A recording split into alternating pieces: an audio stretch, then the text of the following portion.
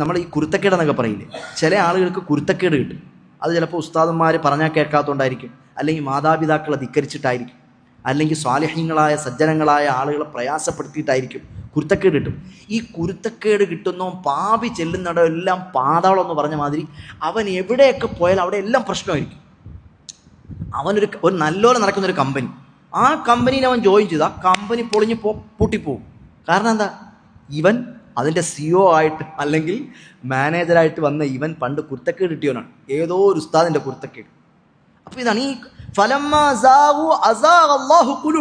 എന്ന് പറഞ്ഞാൽ അവർ വഴിതെറ്റിയപ്പോൾ അവർക്കറിയാം നബി സല്ലല്ലാഹു അലൈഹി വസല്ലം തങ്ങൾ സത്യസന്ധനാണ്, ഇത് കൊണ്ടുവന്ന കാര്യം സത്യമായ കാര്യമാണെന്ന് അറിയാം.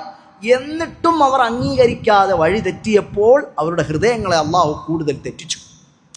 പിന്നെ നല്ല കാര്യങ്ങളൊക്കെ പറഞ്ഞ് അതിൽ നിന്ന് കുരുത്തക്കേട് മേടിച്ചോ, പിന്നെ എവിടെ പോയാലും അവന് കുരുത്തക്കേടായിരിക്കും, പെട്ടെന്ന് രക്ഷപ്പെട്ട് വരാൻ പറ്റില്ല. അതല്ലെങ്കിൽ പിന്നെ അവൻ എന്ത് ചെയ്യണം?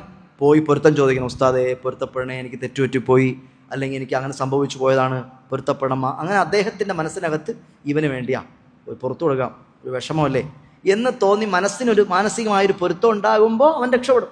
കാരണം തെറ്റ് ചെയ്യുന്ന ആളുകൾ ഇന്നൽ മുഅ്മിനൂന ഇദാ അദ്നബ കാനത്ത് നുക്തത്തുൻ സൗദാഉ ഫീ ഖൽബിഹി. ഒരു മുഅ്മിനായ മനുഷ്യൻ അവൻ തെറ്റ് ചെയ്യുമ്പോൾ അവൻ്റെ ഹൃദയത്തിൽ ഒരു കറുത്ത പുള്ളി ഉണ്ടാകും. അവൻ കൂടുതൽ കൂടുതൽ തെറ്റ് ചെയ്യുന്തോറും ആ പുള്ളി വർദ്ധിച്ച്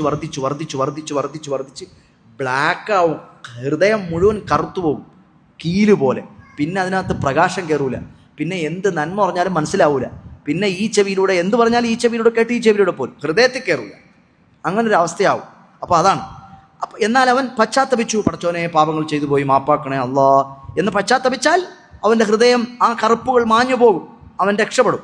അപ്പോൾ ഈ രണ്ടാമത്തെ ആയത്തിൽ പറഞ്ഞത് സത്യം ലഭിച്ചതിന് സത്യത്തെ മനസ്സിലാക്കാനുള്ള അവസരം ലഭിച്ചതിന് ശേഷം ആ സത്യം അംഗീകരിക്കാതെയുള്ള ധിക്കാരം, അത് വലിയ അപകടമാണ്. നമ്മൾ കൂടുതൽ പാപങ്ങൾ ചെയ്യുന്തോറും നമ്മളെ പാപങ്ങൾ, അധികരിച്ച പാപങ്ങൾ നമ്മുടെ ഹൃദയങ്ങളെ കറുപ്പിക്കും. എന്നാൽ